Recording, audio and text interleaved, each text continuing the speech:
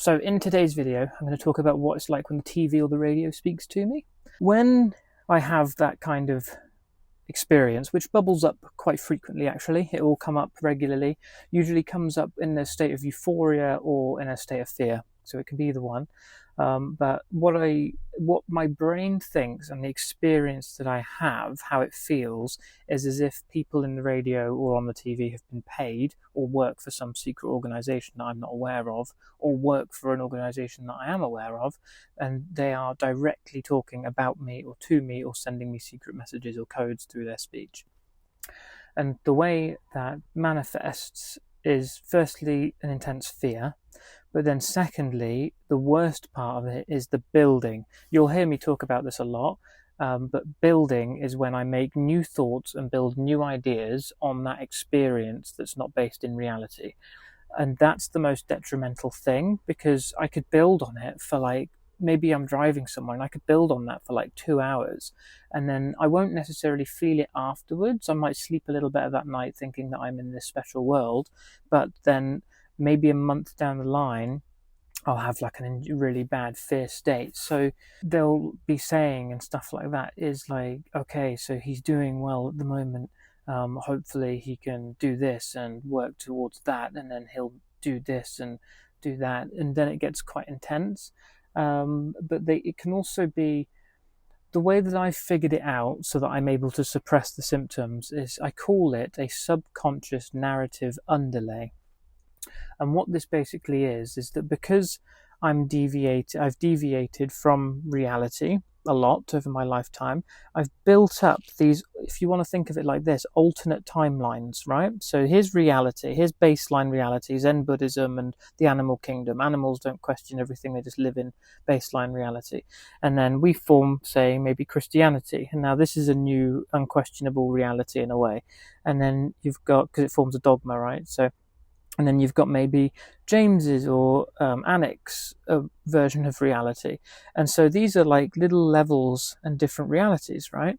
And because I've been so delusional for a while, what happens is that I create another one, but this one is James's or Annick's delusional reality. And so that's underneath. So that's in your subconscious, that kind of reality is being pieced together, like spaghetti, effectively, right? Like a mess. But what happens is when I have these experiences, that part of the brain is looking for patterns in anything, TV, the radio, the advertisements. And then when it's looking for these patterns, because it's so delusional and it hasn't been formulated correctly, this subconscious narrative is warping my perception of what's happening on the radio or the TV. So I call it subconscious narrative underlay.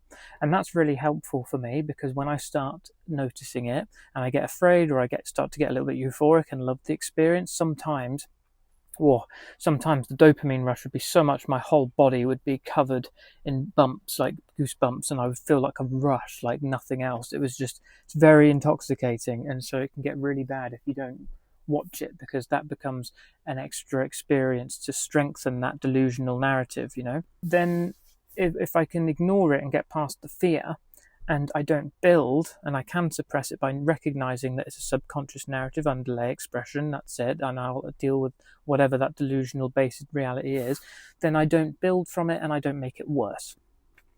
And so it is one of those things where it's really terrifying. And when I first ever experienced it, so when I first ever experienced the TV talking to me like that, it was the most terrifying experience ever.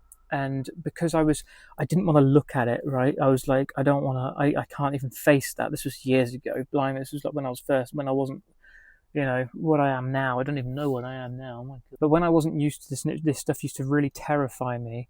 I would make it worse in my head. Remember, I've said this before in another video, fear makes this condition so much worse. And so because I was so afraid of it, it was like getting worse and worse. You've seen the thing It, right? Stephen King's film It. It's like that. The more you fear it and the less you critically analyze and scrutinize and have an understanding of it, the worse it gets. And so this got so bad that I remember looking at the TV once and the guy was like, "So what do you think about that, James?" And I was like, "Oh, fuck."